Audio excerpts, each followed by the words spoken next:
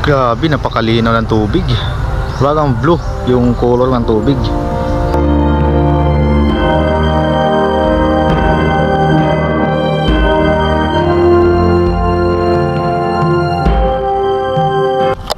So yun guys, panibagong araw, panibagong adventure, panibagong vlog na naman. So andito tayo sa kasalukuyan sa isang diversyon sa lugar na ito, sa lungsod ng Barobo. At saka explore naman natin yung napakagandang river at napakalinaw. Noong dati ay pinuntahan nga natin yung lugar kung saan yung mga tao ay naninirahan sa bundok. Lalaman natin kung ano ang dahilan ng pagtira nila doon. So ngayon ay tatahakin natin at i-explore natin itong lugar kung saan mayroong magandang river.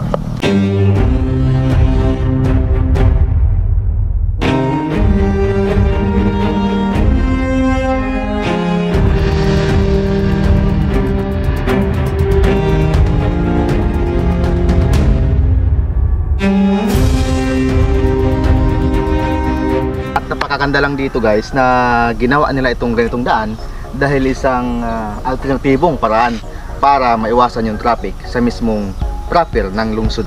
So ginawa nila ito dahil sa kadahilanan na dumami na ang mga sasakyan sa lungsod nito, yung mga malalaking sasakyan dito na dumaan. Galing.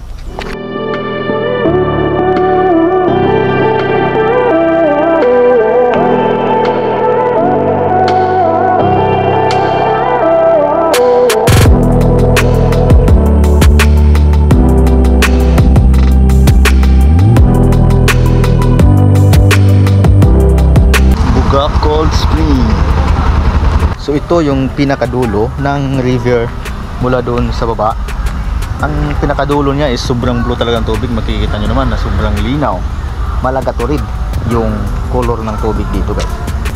Ang rason bakit blue yung color ng tubig dahil pag naghalo na yung tubig alat at saka tubig galing sa bukal at dagdagan mo pa ng reflection ng kalangitan, mas nagiging blue yung tubig.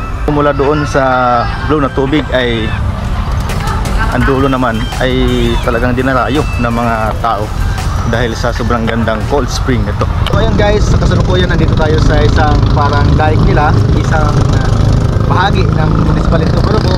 Ay ang rason dito bakit mayroon itong dike dahil gusto nila na mapuntahan ng mga mamamayan na nandito sa coastal na natira. So kaya nilagay nila ito, ganitong barriers.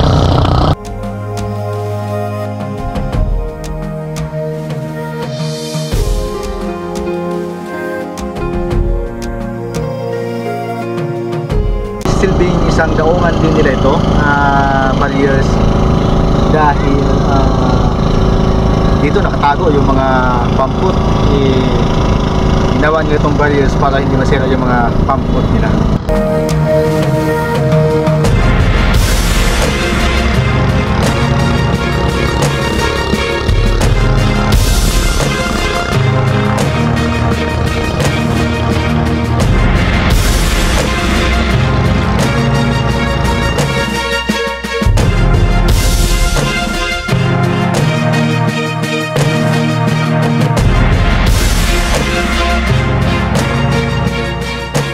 Nandito tayo ngayon sa dulo ng itong river na ito at ang dulo nito ay itong tulay.